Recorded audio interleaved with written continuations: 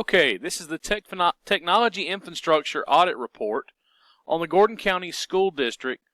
My name is Chance Hicks. You can see my email address on the screen, chancehicks@gmail.com. I am a doctoral student at Kennesaw State University, and this assignment is for ITEC 8520, Supporting Technology Infrastructure in Schools. Okay, here we have our roadmap for our audit report overview. You'll see there are 6 separate sections that we're going to talk about today, starting with the school system, the network, a technology overview, a case study specifically of Sonoraville High School, one of the largest schools in the school district. We'll review the district security plan, and finally we'll conclude with a disaster recovery plan. The Gordon County School District is composed of approximately 7,107 students, of which 63% of those are eligible for free and reduced lunch. The Gordon County School District is considered a rural district as it's actually situated in between the metropolitan areas of Chattanooga and Atlanta, and actually the only county on that corridor of I-75 that's not considered part of either metropolitan area. You'll also see from the chart, the pie chart at the bottom of your screen here, the Gordon County School District is lacking racial diversity. It's approximately 80% white, 13% Hispanic, 2% black, 3.6% multiracial, and just over 1% of the population of students from the Gordon County School District are made up of other races. All right, here you'll see a little bit about the geographic location of the Gordon County School District because it is one of the non-metropolitan school districts. If you look at the map on the right-hand portion of your screen, you'll see the Gordon County border that is shaded inside the orange in the northwest corner of the state of Georgia. If you look at the zoomed-in map of Gordon County on the left-hand portion of your screen, you'll see that the area that's in white is what's considered the Gordon County School District.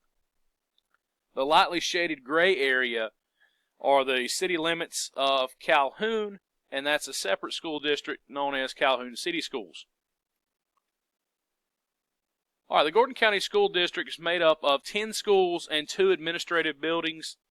The 2 high schools you can see are Gordon Central High School and Sonoraville High School. The 2 middle schools are Ashworth Middle School and Redbud Middle School, and there are 6 elementary schools in the county: Talbert, Swain, Bellwood, Sonoraville, Redbud, and Fairmount. All right, let's look a little bit at the network of the Gordon County School District. There are 2 connections. The primary connection comes from PeachNet from the Georgia Board of Regents. It is a fiber connection which is maintained by Comcast once the connection is inside the district. PeachNet provides 1.2 gigabytes per second of bandwidth. This allows for 100 gigabytes per second of bandwidth per school or administrative building. Primary functions of this network are internet browsing, streaming, email, and static IP addresses. The secondary connection comes from the Education Networks of America. It is a fiber connection which also is maintained by Comcast inside the district. It provides 250 megabytes per second of an internet connection. The primary function of this secondary connection is to provide unbroken connections which are necessary to provide during testing, end of the year testing, which a stable unbroken connection is mandatory. But also the secondary connection provides redundancy, which is very important in case there's an issue with the primary connection from PeachNet. So let's look quickly at a map of the PeachNet network. Just to review, this fairly at least is going to start the same for every network in the state of Georgia. PeachNet is based in Atlanta. It's housed and maintained on the campus of Georgia Tech.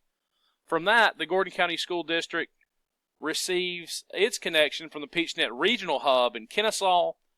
The last mile, as it's called, from the regional hub to the actual district operations center, provided through fiber, maintained by AT&T. And from the district operations center, that connection is sent out to 12 buildings across the district. All right, so just a quick overview, a physical overview of the network in Gordon County Schools. The connections, both connections, the primary and secondary connection, come into the firewall, which is a Dell SonicWall Supermassive 9200 firewall. From the firewall, there is a content filter attached. The software used for this is called Lightspeed Rocket within the district. Lightspeed Rocket will filter content by IP address, by user type, by location, and by content type. From there, it goes out to a network switch, which provides connections for all of the schools within the county. Okay, the next section we're going to look at is a technology overview for the district. The first portion of that section is going to be computer hardware. There is no uniform standard within the district for hardware. For example, desktops include Dell, Apple, Lenovo PCs. Tablets, for the most part, are all Acer, unless there are some individual iPads that have been bought and placed on the network by administrators within the county. Printers are Dell and Hewlett-Packard. Once again, without the uniformity of brands, the more brands means more space for spare parts, greater repair knowledge by the technicians, and more contacts for support for repairing these pieces of hardware. One suggestion for improvement here is to begin to phase out brands to build towards uniformity. The cost up front for paying a little bit more and not shopping around for the cheapest product will offset labor cost and storage space in the future. All right, as part of our technology overview, we're going to look at the case study of Sonoraville High School. Sonoraville High School is the largest school in the district. It houses an approximate population of 1,300 students, which will fluctuate throughout the year based on enrollment and unenrollment. Sonoraville High School currently has approximately 500 desktop computers, 120 tablets, and 60 printers. The storage space for the school is a Microsoft cloud-based storage, which is uniform throughout the county. The Wi-Fi network for the building, which you see in the bottom right-hand corner of your screen, for Sonoraville High School, is composed of a Wi-Fi network, a server, and then 18 antennas throughout campus to provide radio signal for Wi-Fi. One antenna is designated to support 4 classrooms. Multiple channels are used to provide greater connectivity.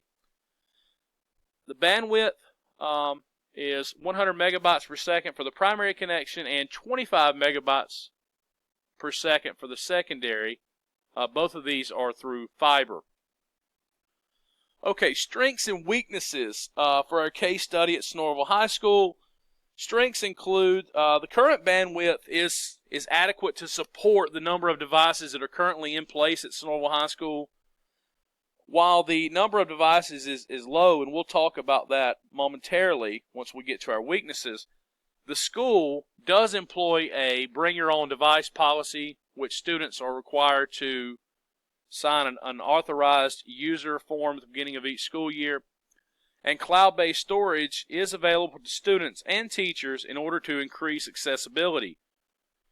Weaknesses in our case study include a very, very low student-to-device ratio. If you think about 1,300 students, you think about 500 PCs, you've got to take out approximately 75 of those for teachers, for administrators, for food service, for secretaries, and you see that our ratio at best is probably around 3 to 1 right now. It's nowhere near parity of that golden 1-to-1 ratio.